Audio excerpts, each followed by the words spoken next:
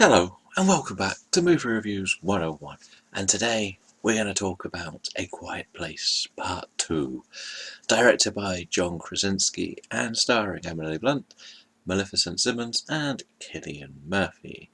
The story here continues the journey of the Abbott family as they have to look for a new place for safety after the events of the first movie, which will see them run into an old friend from town, Emmett, where they will use this chance to look at the wider world of A Quiet Place now. The initial reaction is basically an audition tape for a Last of Us movie here. It's as simple as that. Everything you see here could easily be a chapter out of that game. But without any further ado, we want to jump up into the free ups.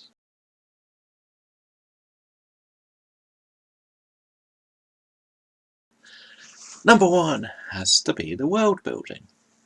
We start with the day one chaos, so we get to see what everyone in town is like, what happens with the opening attack for a snippet, and then after that we jump back to where we were with the original one, and we just get to see different locations of potential safety, new dangers and everything. This is just building on, we're not just in the farm anymore, we moved out, and doing this is very interesting and takes us to every opportunity for the future.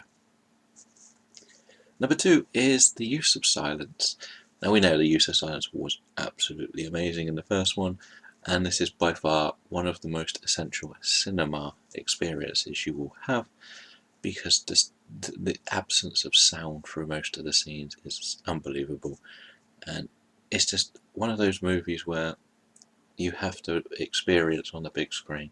It never had the same effect at home, and with this you have so many sequences where you think everything's safe, you see things, you hear, and because you quite often step in to the character of Regan, who the deaf character, you also get taken into how she would be experiencing this world, and I think that is something not many horror movies have ever done.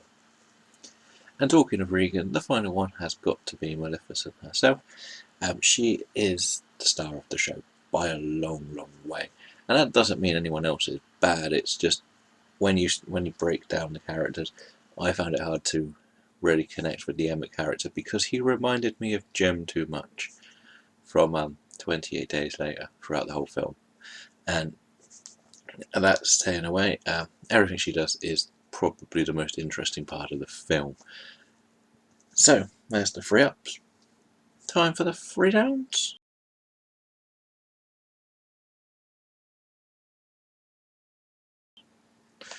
Well, we're starting again. We have most of my downs are more negatives of the positives, and the thing is, the top one is the world building is fantastic, but big word here. We end up going through quite a lot that could have had a lot more building on itself at different events that happen, and in the end, it kind of feels like we've watched a bit of a squashed down TV series, which is very strange to say because where I used to watch The Walking Dead, there were certain things in The Walking Dead where you would have certain people do that, certain people do that, certain people do that, and there'd be some big connection. But then with The Walking Dead, you would get a whole episode of that moment. In here, we're getting like 10, 15 minutes of something, and there's lots of cuts between each story going on. And suddenly it's, oh, that's over. It's like, you just wanted to see a lot more from all these different little chapters they find themselves in. And again, this falls into number two as well, and I'm pretty sure we'll see more of this going forward if we get more movies. But the day one chaos is relentless to start the film with. It is easily the best action sequence the series has put together, and it seemed to end before we really got going. You wanted to see a lot more of what was going on because it was just so the thing is, we know they all survived day one, but we meet so many people in the town, and there's just so much going on. It's complete chaos, as I say, and I wanted to see how they ended up back at the farm. That makes sense. Which we will see, I imagine, later. And the third one is purely a character-based annoyance. I don't blame the actor at all, but Marcus, the other kid, is bloody annoying.